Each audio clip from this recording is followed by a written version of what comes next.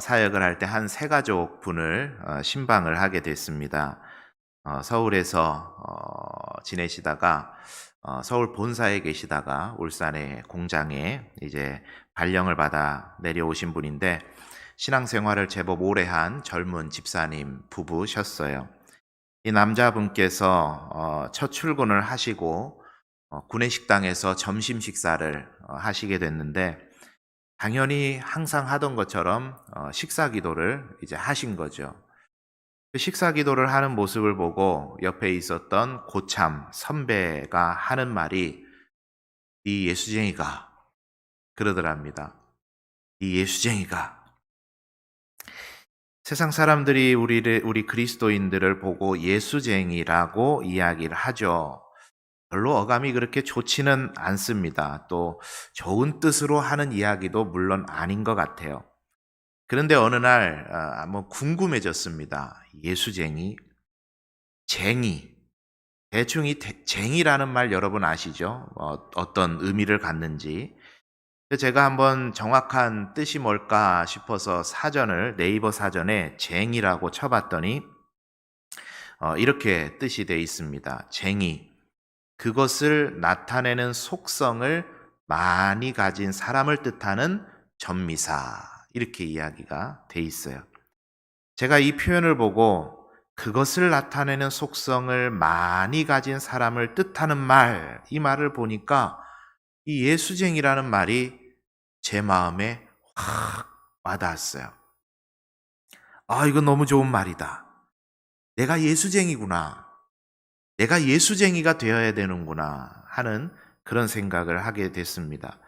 물론 세상 사람들이 별로 좋은 뜻으로 하는 말은 아니겠지만 그 말을 질책으로 받고 기독교 또 권면으로 받고 잘 하라는 뜻으로 하다 보니까 제게 오는 의미가 상당히 달라졌습니다. 쟁이, 그것을 나타내는 속성을 많이 가진 사람, 예수쟁이, 예수를 나타내는 속성을 많이 가진 사람. 어떠세요? 괜찮죠? 예수를 나타내는 속성을 많이 가진 사람. 여러분, 현 시대 그리스도인들에게 가장 필요한 덕목, 삶의 모습이 이것이 아닐까 생각을 합니다. 요즘 기독교에 대한 사회 인식이 많이 좋지 못하죠. 좀 더 정확히 표현하면 기독교에 대해 인식이 좋지 않다기보단 교회 다니는 사람들, 예수 믿는 사람들에 대해서 인식이 좋지 못한 시대이죠. 왜 그럴까요?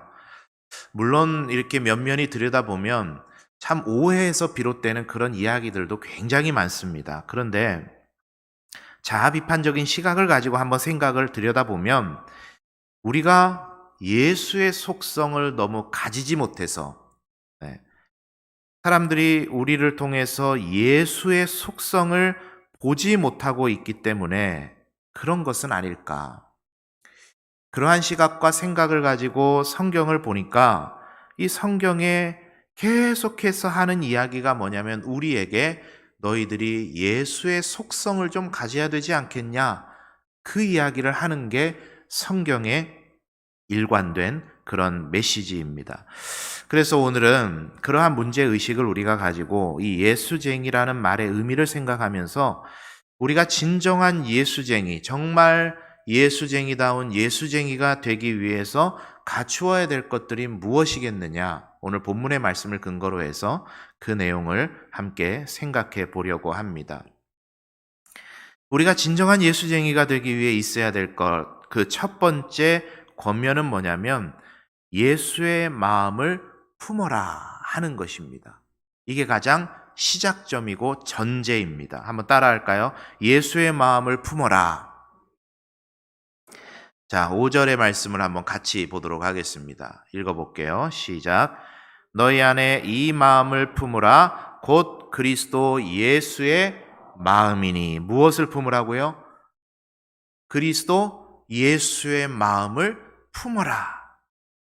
품는다. 이 한글 표현 품는다라는 말이 묘사하는 방식에 의해서는 참 멋진 말이지만 그 의미가 확 와닿지는 않는 것 같아요. 그래서 이 품는다라는 단어 헬라어 원어를 생각을 해보면 직역하면 어떤 의미를 가지고 있냐면 관심을 가진다라는 뜻의 단어입니다. 이 품는다, 관심을 갖는다. 조금 더 의미가 선명해지죠. 그래서 쉬운 성경에서는 이 부분을 예수님처럼 생각하고 예수님처럼 행동합시다, 이렇게 번역을 했고, 공동 번역에서는 그리스도 예수께서 가지셨던 마음을 여러분의 마음에도 간직하십시오, 이렇게 번역을 했습니다. 그러니까 통틀어서 그 의미를 생각한다면 예수님의 마음이 무엇인지에 관심을 좀 가지십시오, 그렇게 이야기를 하고 있는 거예요. 관심을 좀 가져라. 여러분, 그렇잖아요. 우리가 사람이 무엇인가 관심을 가지면 삶이 변해요. 작은 일에 어떤 관심이 딱 생기면은요, 취미라든지 그런 것에 관심이 생기면 사람의 일정 부분의 삶이 변해요. 어떤 큰 것에 관심이 가면 이를테면은 비전이라든지 어떤 삶의 목적이라든지 꿈이라든지 이러한 것에 관심이 다른 곳에 탁 쏠리게 되면은요, 사람의 삶 전체가 송두리째 바뀌기도 합니다. 이게 관심의 힘이죠. 태국의 치앙라이라고 하는 북부 지방에서 산족 아이들을 위해 사역하시는 우리 총회에서 파송받으신 김장원 선교사님이라는 분이 계십니다.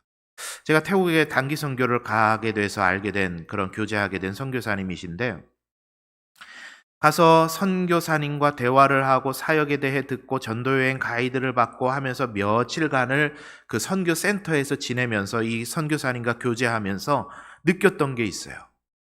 다른 모든 선교사님들도 아마 마찬가지일 겁니다. 저분은 뭘 봐도 선교로 보시는구나. 뭘 봐도 선교예요. 성경을 같이 말씀을 나누고 말씀을 묵상하는데요, 성경에 나오는 모든 스토리들이 다 선교 명령하고 연관이 돼요. 이분은 선교 명령이에요.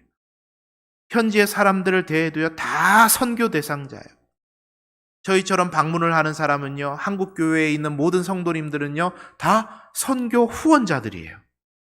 건물을 치어도 선교, 커피 농사를 지어도 선교, 돼지를 키워도 선교, 뭘 보고 뭘 먹고 무엇을 말해도 이분은 다 선교로 결론이 나는 거예요. 흔히 말해서 뼛속까지 다 선교예요, 이분은. 이부 선교사님과 교제하면서 그 간증을 듣는데 이해가 되었습니다. 이분이 왜 이렇게 됐는지. 젊은 시절에 하나님의 마음을 품게 됐는데, 그분 표현이 그래요. 품게 됐는데, 이게 오늘 본문의 해석대로 한다면 하나님의 마음에 관심 갖게 됐는데, 그 관심을 갖고 하나님의 마음이 무엇인지를 내가 깊이 묵상하게 되다 보니까 하나님의 마음이 선교의 현장에 있더라는 거예요. 젊은 시절에 그것을 깨닫고는 선교사로 헌신하겠다고 그 마음이 움직여버린 거고, 그래서 일평생을 선교를 위해 달려가고 계시는 거예요. 건드리기만 하면 이분은 선교인 겁니다. 선교. 굉장히 아름답게 사역을 지금도 하고 계시죠. 여러분, 관심이라는 것은요, 굉장히 무서운 힘을 갖죠. 사람의 일생을 변화시키는 게 관심입니다. 예수님께서 제자들을 부르셨어요. 3년간을 같이 다니시면서 때로는 격려해요, 때로는 위로해 주세요, 때로는 혼도 내세요, 때로는 책망도 하세요. 3년 동안에 그 제자들을 계속해서 끌고 다니시면서 예수님께서 하신 게 뭐냐면 딱 하나 하셨습니다. 이 제자들의 관심을 변화시키시는 거예요. 하나님의 관심으로. 그 작업하신 거죠. 3년 동안을. 여러분, 사도행전의 말씀을 보면 예수님께서 승천하신 후에 그 쓰여진 책이 사도행전 아닙니까? 여러분, 이번 주일에 이제 우리가 사도행전을 가지고 성경 퀴즈 대회를 하는데 공부 많이 하고 계시죠? 남의 이야기입니까? 공부 많이 하시면서 여러분 사도행전 그래도 내가 막 이렇게 파지는 못해도 한 번씩은 또 읽어보셨을 것 같아요. 한번 해봐야 되겠다. 몇 장까지 나가셨는지 모르지만.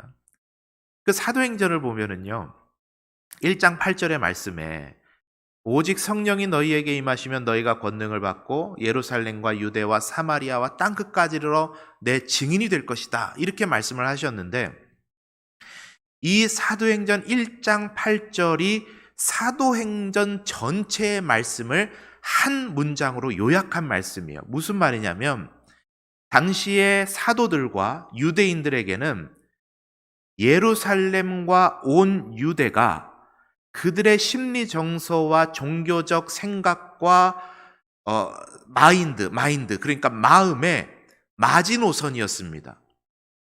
유대 땅을 넘어서서 이 복음이 이방인들에게 증거된다라는 것에 대해서 이 사람들은 공감하지 못하던 시대였어요.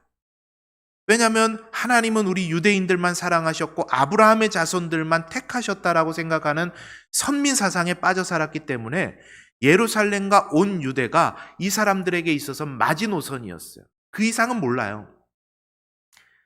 그런데 성령께서 사도행전의 말씀을 통해서 적어 내려가시는 게 뭡니까? 유대 땅을 넘어서 사마리아와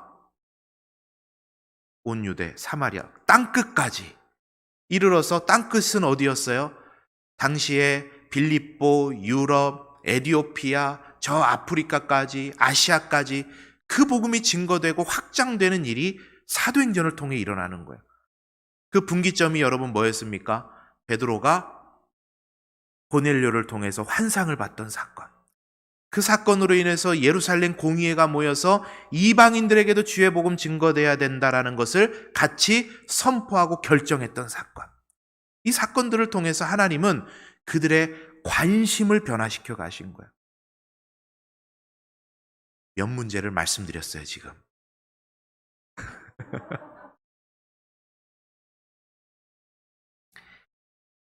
그 관심의 변화가 사도행전입니다. 구약은 어때요? 유대주의에 빠져 있었던 아브라함의 자손들의 관심을 온 세상을 사랑하시는 하나님의 관심으로 변화시켜가는 스토리. 그게 구약의 말씀입니다. 그럼 오늘 저와 여러분이 그리스도인 되었다라는 것은 여러분 무슨 의미겠습니까? 그저 주일 예배 나와서 예배드리고 기도할 수 있고 말씀에 적힌 좋은 말씀 가지고 좀 더 나은 삶을 살아가는 것이 여러분 그리스도인 됨이겠습니까? 죄송하지만 아니에요. 이거는 불교에 가도 하실 수 있어요. 불교에도 여러분 얼마나 열심히 기도합니까? 좋은 경전의 말씀을 가지고 좋은 말씀 얼마나 많이 듣습니까? 저는 한 1년에 한두 번 정도는 불교 방송 한 번씩 봅니다. 네. 무슨 이야기 하나 한번, 얼마나 좋은 이야기 하나 한 번씩 봐요. 그 정도가 그리스도인 됨이 아니라는 거예요. 이렇게 한번 설명을 해볼까요? 여자 사람 친구가 여자친구가 돼요. 남자 사람 친구였던 사람이 그냥 친구였던 사람이 내 남자친구가 됩니다. 그러면 여러분 어떻게 돼요? 그 친구가 좋아하는 음식, 싫어하는 음식을 그냥 친구된 입장에서도 알아요. 정보적인 차원에서. 그런데 그 사람이 내 연인이 되고 내 배우자가 되면 그게 어떻게 돼요? 그 사람이 싫어하는 게 거기에 내 관심도 가고 그 사람이 좋아하는 것에 내 관심도 가는 거죠. 여러분 이렇게 설명이 가능합니다. 우리가 예수를 믿는다는 것, 예수쟁이가 된다는 것, 그리스도인이 된다는 것은 그저 예수님께서 좋아하는 것에 그냥 정보적인 차원에서 안다라는 것이 아니라 예수님의 관심에 내 관심도 가는 것이죠. 예수님께서 가르치신 내용이 무엇인지에 관심을 갖고 예수님께서 하셨던 일이 뭔지에 관심을 갖고 예수님께서 하셨고 지금도 우리를 위해서 명령하고 계시는 것이 무엇인지에 관심을 갖는 것. 그것이 그리스도인 됨이고 예수쟁이 됨입니다. 그래서 예수님 말씀하시는 거예요. 누가복음 6장 46절에 너희는 나를 불러 주여 주여 하면서도 어찌하여 내가 말하는 것을 행하지 않느냐. 그냥 아는 것만으로 그치는 것은 아니다. 내가 말하는 것에 관심 가지고 지켜 행하거라. 그 말씀을 하셨던 거죠. 여러분 예수님께서 하신 일과 하실 일과 그리고 지금 우리를 통해서 이루기를 원하시는 것에 여러분의 관심 갖게 되시면은요. 단연코 말씀드립니다. 여러분의 인생이 달라지실 거예요. 인생이 달라져요. 제가 대단한 능력 가진 목사는 아니지만 이거 하나만큼은 호언장담하면서 여러분 예언할 수 있습니다. 예수님께 관심 갖기 시작하면요. 인생이 달라져요. 예수님이 하신 일과 하실 일과 그리고 우리를 통해 이루길 원하실 일에 그 관심 갖게 되면은요. 숟가락 하나를 떠도 그냥 뜨는 게 아닌 게 돼요. 매일같이 아침에 눈 떠서 직장 출근하기 위해서 준비하는 그 순간이요. 그냥 하루가 주어졌으니까 마지못해 가는 길이 아니에요. 의미가 달라집니다. 주일 예배 드리러 오는 이 발걸음이 그저 주중에 하나의 행사 치르러 가는 정도가 아닌 게 되는 거예요. 인생이 의미가 달라집니다. 예수님께 관심 가지면 인생이 달라져요. 그래서 여러분 바라는 것은 이 한 주간을 여러분 살아가시는 동안에 여러분들에게 여러분들의 마음의 깊은 곳에 이러한 기도 제목이 있으셨으면 좋겠습니다. 주님께 내가 관심 갖기를 원합니다.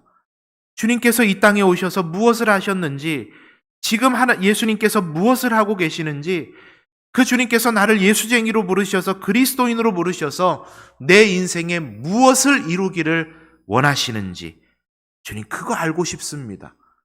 거기에 관심 갖기를 원합니다.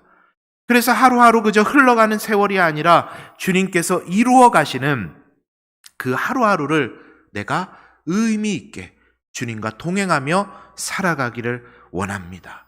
그렇게 기도하시면 하루하루 우리 주님께서 저와 여러분의 인생에 주시는 의미를 통해서 복된 인생 걸음을 살아가게 될 줄 믿습니다.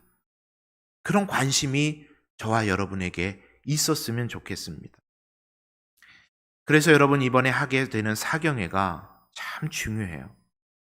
이 사경회를 통해서 하나님께서 여러분의 마음에 큰 은혜 주실 줄 믿습니다.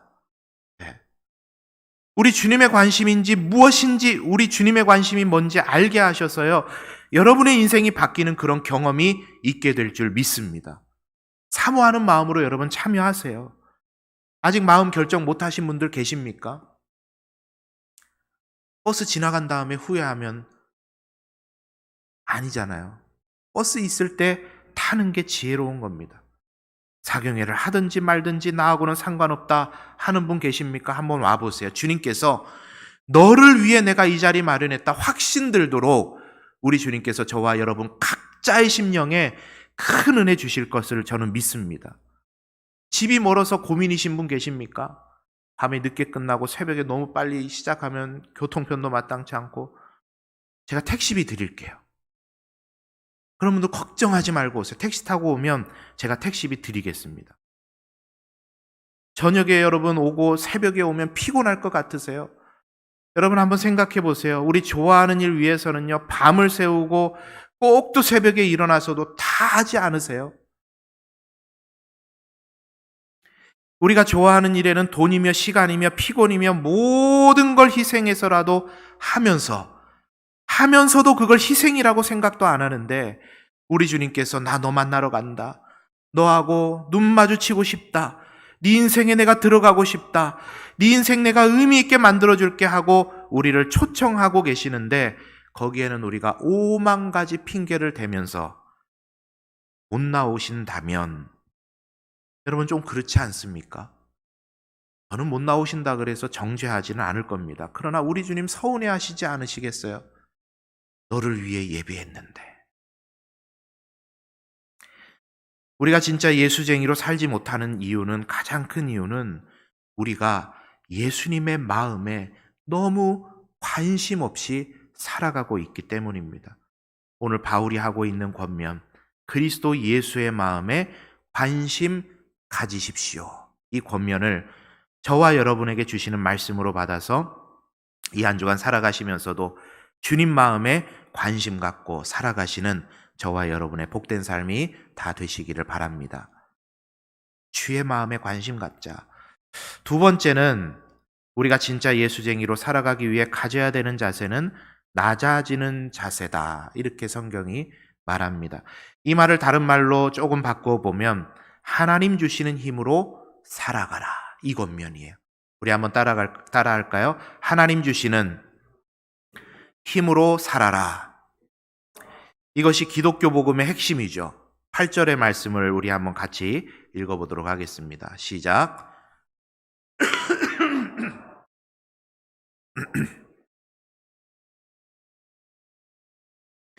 우리를 위하여 낮아지신, 그냥 낮아지신 것이 아니라 하늘 보좌를 버리고 낮아지신, 하늘 보좌만 버리신 게 아니라 죽기까지 십자가 고통 당하시고 결국은 생명까지 버리신 그 낮아지심, 그 낮아짐의 마음이 저와 여러분에게, 예수쟁이에게 필요하다라는 이야기입니다.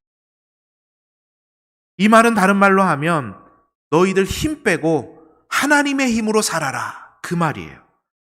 여호수아와 그 백성들이 가나안에 입성했습니다. 그들을 가로막는 게 뭐였죠? 여리고성이에요. 정복해야 됩니다. 이제 그 여리고성을 정복하기 위해서 전쟁을 치러야 되는데 하나님께서 그 백성에게 명령하신 게 여러분 뭐였죠? 성을 돌아라. 철 무기에 대응해라. 준비해라. 병력들을 보강해라. 전투훈련 시켜라.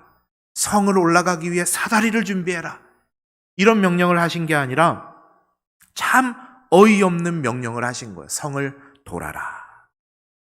지금 여리고 사람들은요, 이스라엘 백성들이 광야 땅을 오면서 그들이 섬기는 하나님께서 어떻게 그들을 인도하셨는지를 듣고 간담이 선을 해서 대비하고 있어요.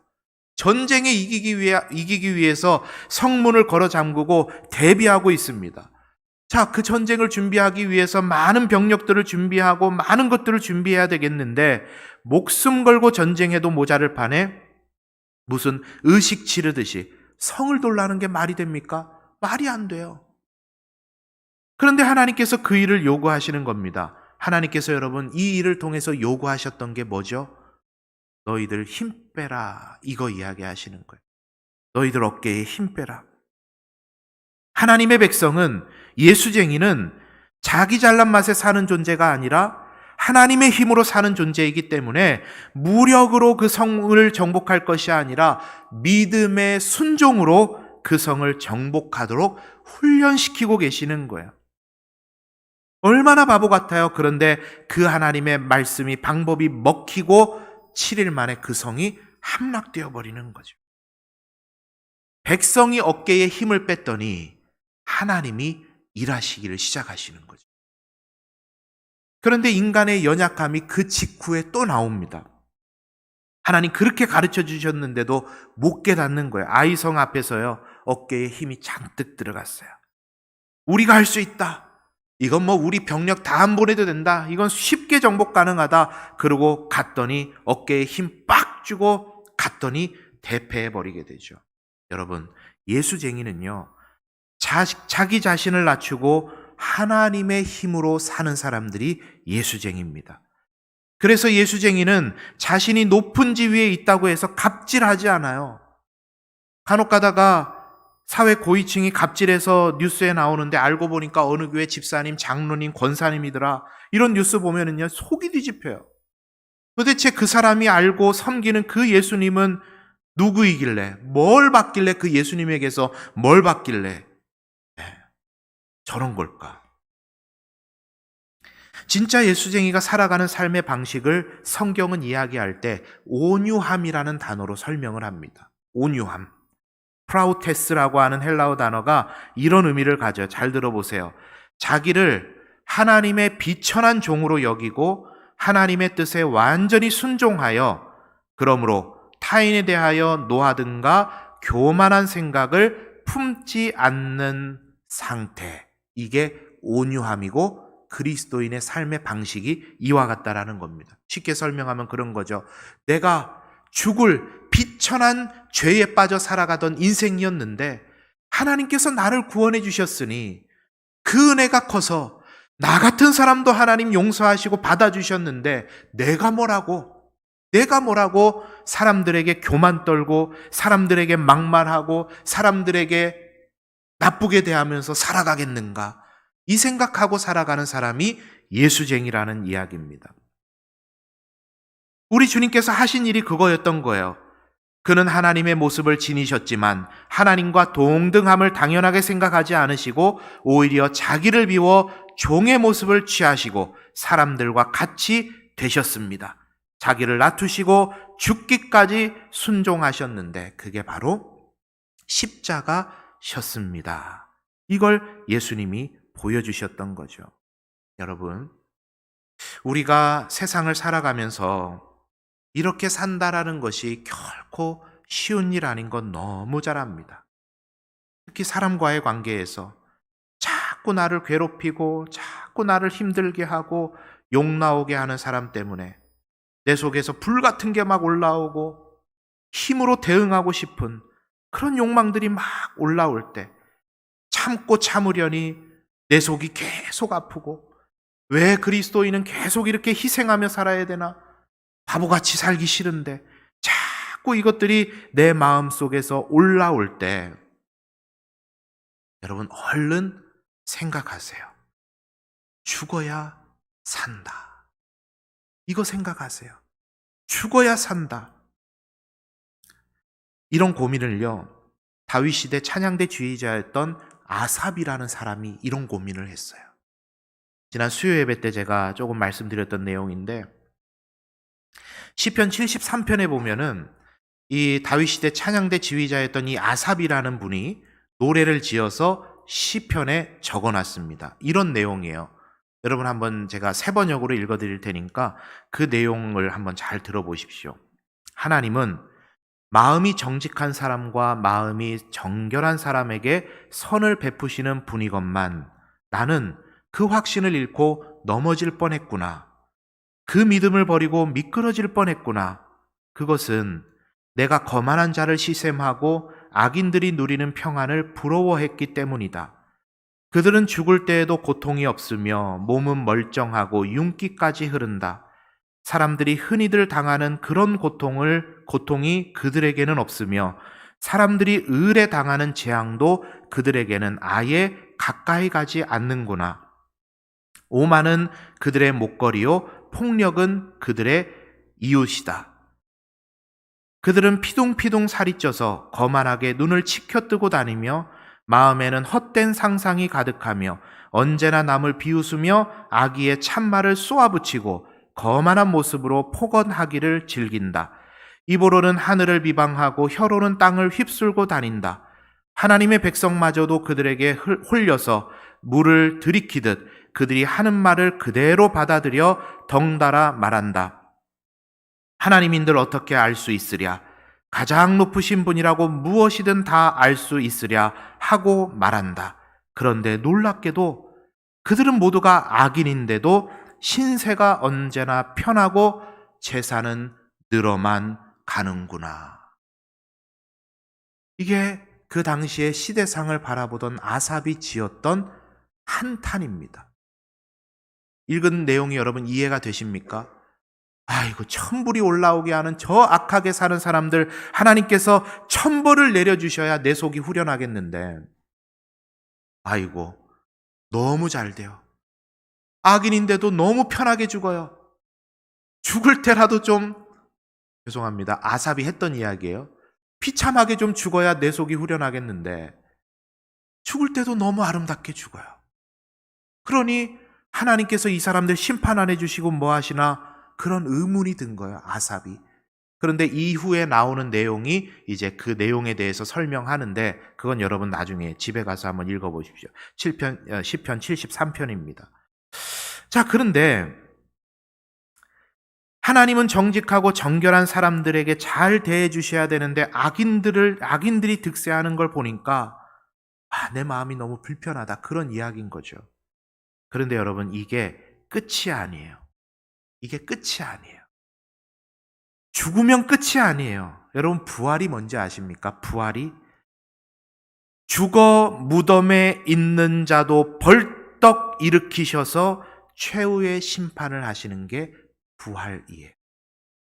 믿는 이들에게는 의의 심판을, 악한 자들에게는 영원한 저주의 심판을 내리는 자리가 예수 그리스도의 재림이고 부활의 자리입니다.